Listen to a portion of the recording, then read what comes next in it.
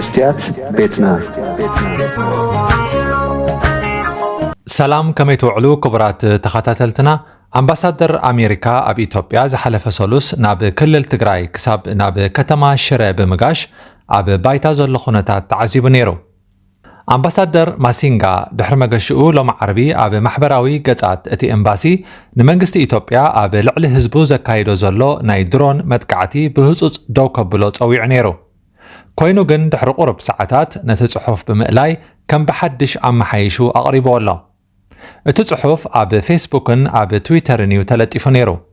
ኣምባሳደር ኣሜሪካ ኣብ ኢትዮጵያ ብዛዕባ ድሮን ዝጸሓፎ ደምሲሱ መንግስቲ ኢትዮጵያ ሓይሊ ካብ ምጥቃም ተቆጢቡ ንሰላማዊ መንገድታት ከም ኣማራጺ ክወስድ ጸዊዑ።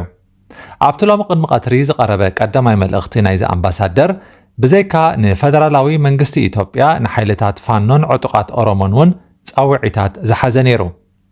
እቲ ጽሑፍ ፈለማ ምስ ተዘርግሐ ህዝቢ ክቀባበለሉ ጀሚሩ ጸኒሑ ከባቢ ሰዓት 1 ድሕሪ ቀትሪ ግን እቲ ብዛዕባ ድሮን ዝተጻሕፈ ተኣልዩ ንፋኖ ተጻሒፉ ዝነበረ ጻውዒት ነቕርብ ዝብል ጽሑፍ ከኣ ነተሓሳስብ ብዝብል ካልእ ቃል ተተኪዩ። ኣምባሳደር ማሲንጋ ሕብራት መንግስታት ኣሜሪካ ፋኖ ምስ ሰላማዊ ዕላማታት ንቕድሚት ክመጽእ ጻውዒታት ተቐርብ ዝበለ ኮይኑ ኣብቲ ዝተመሓየሸ ጽሑፍ ከኣ ሕብራት መንግስታት ኣሜሪካ ፋኖ ንሰላማዊ መንገድታት ክቐድም ነተሓሳስብ ይብል።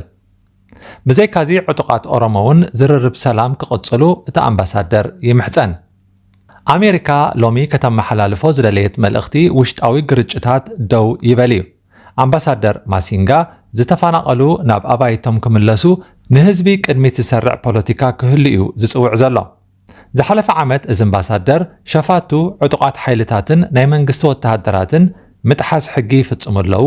ስለዚ ገደብ ዘይብሉ ሰብኣዊ ሓገዛት ንምቕራብ ብሃገር ደረጃ ተኽሲ ደው ናይ ምባል ስምምዕ ክብጻሕ ኣለዎ ኢሉ ሓሳቡ ሂቡ ነይሩ።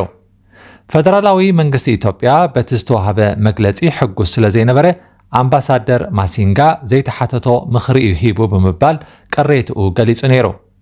እዚ ከምዚ ኢሉ እንከሎ መንግስቲ ኢትዮጵያ ሎሚ ኣብ ዘውፅኦ መግለጺ 47 ሓካይም ከም ዝኣሰረ ኣፍሊጡ ኣሎ። ሰማያ ጥዕና ኢትዮጵያ ብምኽንያት ወሰኽ ደሞዝ ናይ ስራሕ ኣድማ ድሕሪ ምክያዶም መንግስቲ ምስቶም ሃገር ንምሕማስ ዝሰርሑ ኣካላት ብሽፋን ወሰኽ ደሞዝ ንኻልእ ዕላማታት ክሰርሑ ጸኒሖም ዝበሎም ሓካይም ከም ዝኣሰረ ሎሚ ንፈለማ እዋን ዝገልጽ ዘሎ። ኣምነስቲ ኢንተርናሽናል ብቅድሚ ትማሊ ኣብዚ ጉዳይ ኣብ ዘውፅኦ መግለጺ ኣብ ኢትዮጵያ ኣብ ከተማ ኣዲስ ኣበባ ጥራሕ ክሳብ 20 ዝኾኑ ናይ ሕክምና ሰብ ሞያ ከም ዝተኣስሩ ኣፍሊጡ ነይሩ። ኣምነስቲ ወሲኹ እቶም ሓካይም ብዘይ ናይ ቤት ፍርዲ ትእዛዝ ኣባይቶም ከም ዝተፈተሸ ብምግላጽ ተኣሲሮም ዘለዉ ብህፁፅ ክፍትሑ ጸዊዑ ኣሎ። ኣብይ ኣሕመድ ኣብዚ እዋን ኣብ ከተማ ፓሪስ ፈረንሳ ናይ ስራሕ ምብጻሕ ኣብ ምፍጻም እዩ ዘሎ። ከም ዝዝከር ዝሓለፈ ዓመት ኢማኑኤል ማክሮን ናብ ኣዲስ ኣበባ ምብጻሕ ፈጺሙ ነይሩ። እቲ ኣብይ ናብ ፈረንሳ ገሽሉ ዘሎ ዕላማ ካብ ናይ ስራሕ ምብጻሕ ወጻኢ ዝርዝር ሓበሬታ ኣይተዋህበሉን። ኣሜሪካ ግን ኣብዚ እዋን በቲ ኣብ ቀርኒ ኣፍሪካ ብፍላይ ከዓ ኣብ ኢትዮጵያ ዝኸይድ ዘሎ ፖለቲካዊ ምዕባለታት ዝተገደሰት ትመስል። ኣብ ቀርኒ ኣፍሪካ ኣብ ዝሓለፈ እዋን ብጽልዋ መንግስቲ ኣሜሪካ ዓብይ ፖለቲካዊ ምቅይያራት ተራእዩ ነይሩ። ማይክ ሃመር ዝተባህለ ልኡኽ ኣሜሪካ ኣብ ቀርኒ ኣፍሪካ መገሻ ኣብ ዝፍጽመሉ ሓደ ገጅፍ ለውጢ እናተቀያየረ እውን ተዓዚብና ኢና። ሓደ ካብቲ ዝዓበየ ስራሕ ኩናት ትግራይ ደው ኣብ ምባልን ውዕል ፕሪቶርያ ኣብ ምፍራምን ኣሜሪካ ዝነበራ ተራ ከም ኣብነት ምጥቃስ ይከኣል።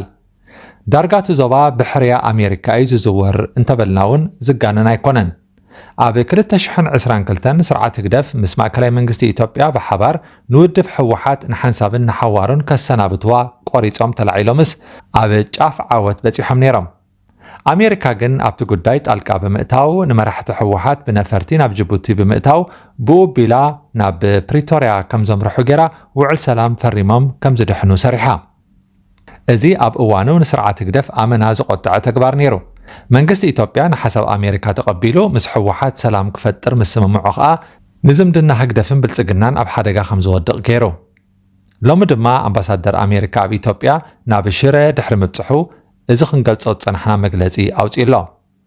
እቲ ፖለቲካ ከም ዝነቐጸለ ብወገን ኤርትራ ስርዓት ህግደፍ ኣብ መዓልቲ ናጽነት ዝሰመዮ ናይ ካርኔቫል ጽምብላትን ናይ ጽምዶ ፖለቲካን ተጸሚዱ ኣሎ።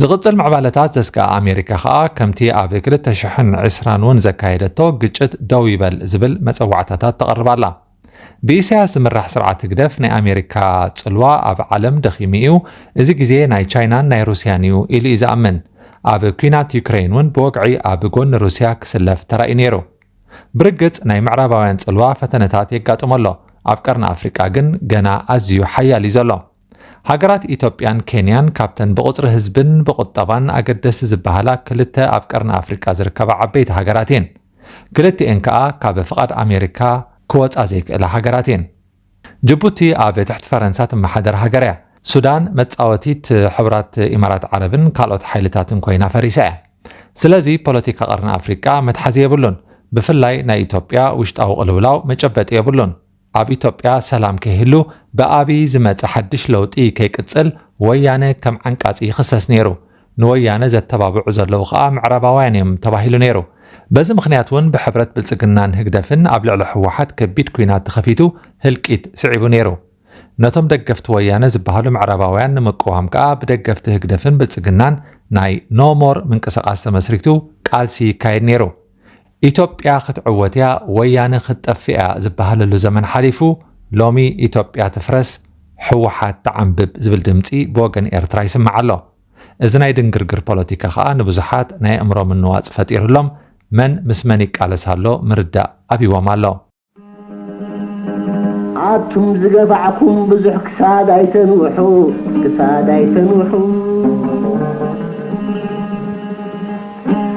فردنا